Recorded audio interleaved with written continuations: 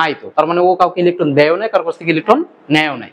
তাহলে তুমি এইটা শিখো যে ওর কাছে যতগুলো প্রোটন আছে ততগুলো ইলেকট্রন থাকবে। তাহলে ওর প্রোটন কয়টা? একটা না, তাহলে ওর কাছে ইলেকট্রন আছে একটা। ওকে, তাহলে এখানে ইলেকট্রন কত হবে? এক। তাহলে বলো ট্রিটিয়াম এর ক্ষেত্রে কি হবে? প্রোটন একটা। তাহলে নিউট্রন কি হবে এখানে? দুইটা। Very good. ইলেকট্রন কি হবে? একটা। দেখো তো তিনটার মধ্যে পার্থক্য খেয়াল করতে পারছো?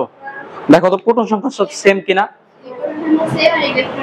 হ্যাঁ ইলেকট্রন, হ্যাঁ যেহেতু চার্জিত না সেহেতু ইলেকট্রনও সেম, কিন্তু নিউট্রন সংখ্যা ভিন্ন এবং ভর সংখ্যাও ভিন্ন, তাই না? সেই কারণে এগুলোর নাম হচ্ছে আইসোটোপ। এগুলোর নাম হচ্ছে আইসোটোপ। এই দুইটা তোমরা নির্ণয় করো, এই দুইটার প্রোটন বের করো। হ্যাঁ আরো আছে, আরো যদি তুমি নাও কার্বনের, এখানে এটা কমা, হ্যাঁ 16 ধরো না, আবার এটা কার্বন ধরো 6, এখানে যদি 14 নাও তাও হয়, সেটাও তার একটা আইসোটোপ।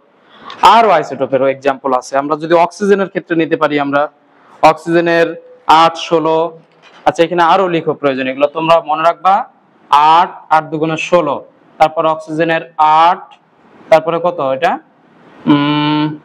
17। আচ্ছা এখানে মানে ইলেকট্রন কি কয়টা হবে এর ক্ষেত্রে? আচ্ছা আমি মনে হয় বোর্ডকে পার করে চলে গেলাম নাকি, থাম উপরের দিকে লিখি।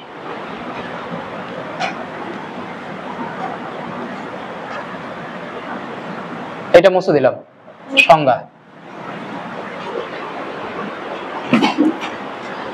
ওই অক্সিজেনেরটা ভালো করে লিখো। Oxygen 8 16, oxygen 8 17, oxygen 8 18। এই দেখো এরা তিনজন পরস্পরের আইসোটোপ, অক্সিজেন পরমাণুর আইসোটোপ। ইলেকট্রন মানে কয়টা হবে? আচ্ছা তাহলে দেখো এই এর প্রোটন সংখ্যা কত? সরি 8, তাহলে ইলেকট্রন কত হবে? 8ই হবে। ওকে, চার্জিত অবস্থায় তো আমি রাখি নাই। আচ্ছা তারপরে তাহলে কি হলো? তাহলে নিউটন সংখ্যা কত হবে? 8 হবে। তাহলে পরেরগুলো বের করতে পারবা কিনা বলো? আচ্ছা করতে দিব, পরে করো, আগে শিখে নাও। তাহলে এখানেও 8 হবে। তাহলে এরা পরস্পরের আইসোটোপ। সবাই একসাথে বলো দেখি আইসোটোপের সংজ্ঞা আবার বলো। কি বলো? যে সকল মৌলের, ভেরি গুড, মনে থাকবে। দ্বিতীয় শব্দ শিখো আইসোবার। তার মানে কি ভর কি থাকবে বলো তো? একই থাকবে, বাকিগুলো ভিন্ন। কয়টা সম্পর্কিত রিলেটেড? তিনটা, এক প্রোটন, নিউট্রন, ইলেকট্রন আর ভর। বা নিউট্রনকে যদি বাদ দাও তাহলে ভরকে ধরো। তাহলে এই ক্ষেত্রে ভর সংখ্যা সেম থাকবে, বাকিগুলো ভিন্ন। তাহলে সংজ্ঞা তোমরা লিখে নাও প্রয়োজনে, যে আইসোবার হচ্ছে যে যে সকল মৌলের ভর সংখ্যা সমান থাকে, বাকি সংখ্যা ভিন্ন থাকে, তাকে কি বলে?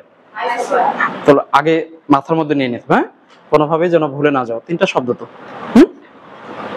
বুঝতে পারলা? হ্যাঁ ভর সংখ্যা সমান থাকবে, বাকিগুলো ভিন্ন। ভর সংখ্যা সমান থাকবে তাকে কি বলা হবে? আইসোবার বলা হবে। যেমন কপার এবং জিঙ্কের কথা চিন্তা করো। এর ক্ষেত্রে যেটা, সেটা হচ্ছে যে কপারের পারমাণবিক সংখ্যা কত? 29, ভর হচ্ছে 65। তারপরে মৌলকে জিঙ্কের হচ্ছে এখানে 30, ভর হচ্ছে 65।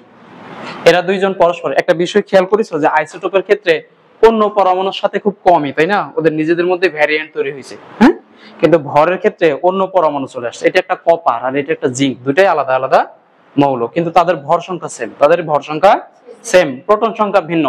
তাহলে নিউটন সংখ্যা এবং ইলেকট্রন সংখ্যা অবশ্যই বের করা যাবে, যাবে কিনা? করো, এই দুইটা প্রোটন, ইলেকট্রন, নিউট্রন বের করো।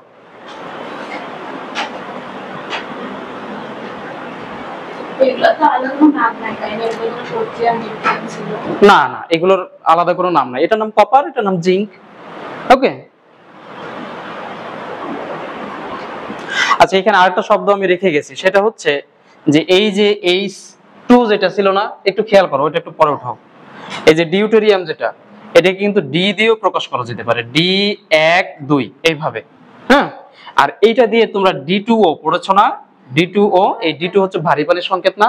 তো ভারী পানির মধ্যে এই প্রোটিয়ামের পরিবর্তে মানে হাইড্রোজেনের পরিবর্তে কি থাকে? ডিউটেরিয়ামের আইসোটোপ থাকে। ওকে, তো একই ভাবে কিন্তু ট্রিটিয়ামকেও টি দিয়ে প্রকাশ করা যেতে পারে, টি 1 আর এখানে 3, মনে থাকবে এটা।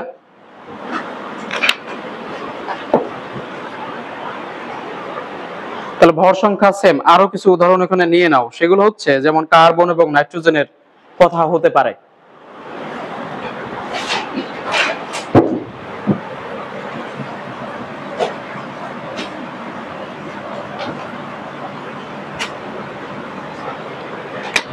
এখানে হচ্ছে কার্বনের 6, এখানে 12, তারপরে কে, ও সরি এখানে 12 না, এখানে 14 দাও, আর এখানে নাইট্রোজেনের 7, এখানে 14 দাও। তাহলে এরা দুজন পরস্পরের আইসোবার। কি বলো? আইসোবার। আরো একটা एग्जांपल লিখো, যেমন হচ্ছে হাইড্রোজেনের ট্রিটিয়াম যেটা 1 আর 3, আর এখানে হিলিয়ামের 2 আর 3, এরাও পরস্পরের আইসোটোপ, সরি আইসোবার। কি হলো, না বুঝলে আমাকে বলো। বুঝতেছো? তাহলে কেন এরা হচ্ছে আইসোবার বলো তো? ভর সংখ্যা সেম, তাই না? ভর সংখ্যা উপরের দিকে থাকে না নিচের দিকে? উপরের গুলা। এই যে 65 65, হ্যাঁ, এই দেখো 14 14, এই দেখো 3 3। ক্লিয়ার? তারপরে লিখো আইসোটোন। টোন মানে কি? যে সকল মৌলের নিউট্রন সংখ্যা সেম থাকবে, বাকি সংখ্যা ভিন্ন, তাদেরকে কি বলা হবে? আইসোটোন বলা হবে। জোরে জোরে উঠাও। হ্যাঁ লিখো। হ্যাঁ আইসোবার, এগুলো হচ্ছে আইসোবার। তারপর আইসোটোন হচ্ছে যাদের নিউট্রন সংখ্যা সেম থাকবে, তারা হচ্ছে আইসোটোন। ঠিক আছে? যেমন एग्जांपल লিখো যে কার্বনের 6, এখানে 13, আর নাইট্রোজেনের 7, এখানে 14। বাদ দাও তো, নিউট্রন সংখ্যা বার করো। তাহলে এখানে কত থাকে? 7 নাকি? আর এখানে নিউট্রন সংখ্যা কত থাকে? 7। এই যে মিললো, এটা মিলে গেল না? তাহলে এই দুইটাকে পরস্পরের কি বলা হবে? আইসোটোন বলা হবে। সোডিয়ামের সাথে ম্যাগনেসিয়ামের সম্পর্ক দেখো। সোডিয়াম এবং ম্যাগনেসিয়াম কত কত নিতে হবে? 11 23 12 24, 11 23 আর এখানে 12 24। তাহলে এখানে নিউটন সংখ্যা হচ্ছে গিয়ে কত হলো? 11 দুগুণে 22 আর 23, তার মানে 12টা নাকি? আর এখানে নিউটন সংখ্যা কত হলো? 12টি। তাহলে এরা পরস্পরের কি? আইসোটোন। আমরা এইটুকু স্কিপ করে চলে যাব। ক্লিয়ার কিনা তুমি বলো তো তোমরা? 42 নম্বর কোশ্চেন দেখো। সিলিকনের 14, উপরে 30, নিচে ফসফরাসের 15, উপরে 31। আচ্ছা লিখে নাও।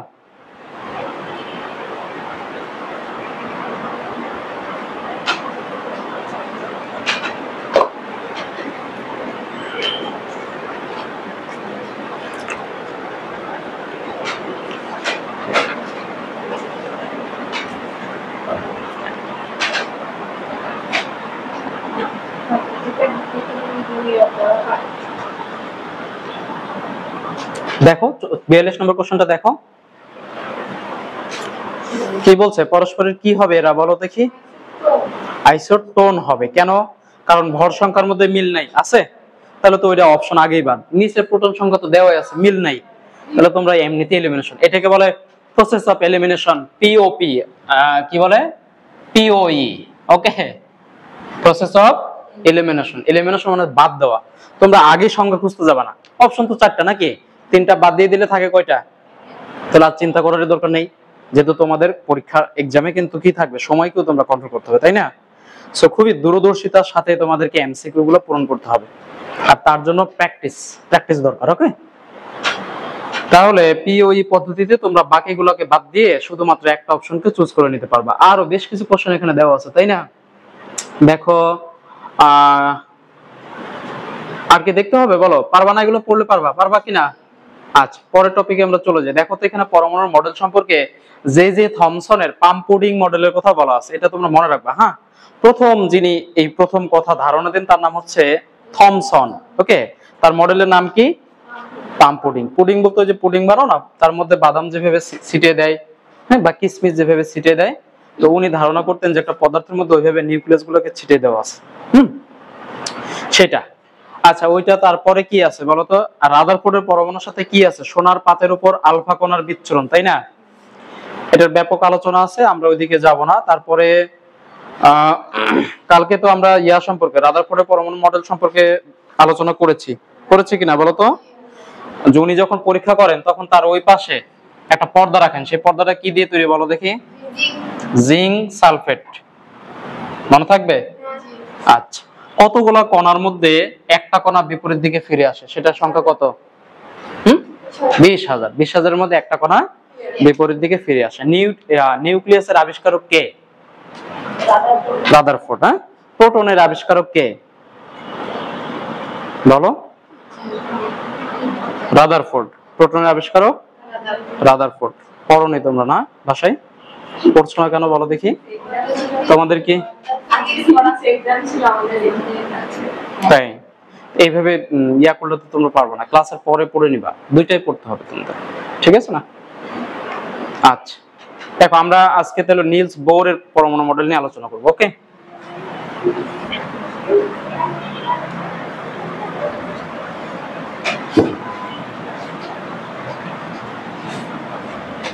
তাহলে নিলস বোরের পরমাণুর মডেল কার পরে? রাদারফোর্ডের পরে, তাই না? সেটা কত সালে? 1913 সালে। নিলস বোর কয়টি মতবাদ দেন? 3টি মতবাদ দেন। কয়টি মতবাদ? এক নম্বর হচ্ছে কি বলতো? শক্তি স্তর বিষয়ক মতবাদ।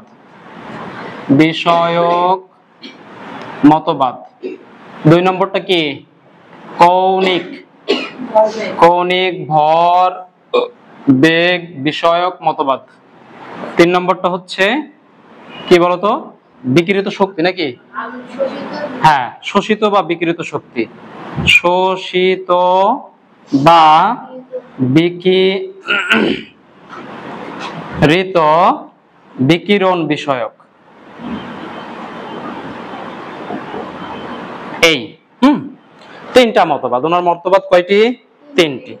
নিলস রাদারফোর্ড কিন্তু বলে যাননি যে আসলে ইলেকট্রন গুলো কিভাবে কি বলতো নিউক্লিয়াসের চারদিকে ঘুরে, সেটা আবিষ্কার করছে কে? Nils bore. তার শক্তি স্তর বিষয়ক মতবাদে উনি বলছেন যে নিউক্লিয়াসের বাইরে ইলেকট্রন গুলো নির্দিষ্ট কিছু কক্ষপথে ঘুরে, তাই না? সেগুলো নাম উনি কি দিয়েছেন? প্রধান কোয়ান্টাম সংখ্যা, তাই না? প্রধান কোয়ান্টাম সংখ্যাকে কি দিয়ে প্রকাশ করা হয়? এন দিয়ে, ছোট হাতের এন দিয়ে। ছোট হাতের এন দিয়ে প্রকাশ করা হয়। ছোট হাতের এন এর মান যদি 1 হয় তাহলে সেটা কি শেল হয়? কে শেল হয়। কি শেল হয়? কে শেল হয়। এন এর মান যদি 2 হয় তাহলে সেটা কি হয়? এল শেল হয়। এন এর মান যদি 3 হয় তাহলে সেটা কি হয়? M shell. এন এর মান 4 হলে এন শেল। এই 4টা শেল ভালোভাবে জানলেই বাকি সকল মৌলের ইলেকট্রন বিন্যাস করা সম্ভব হয়। ওকে,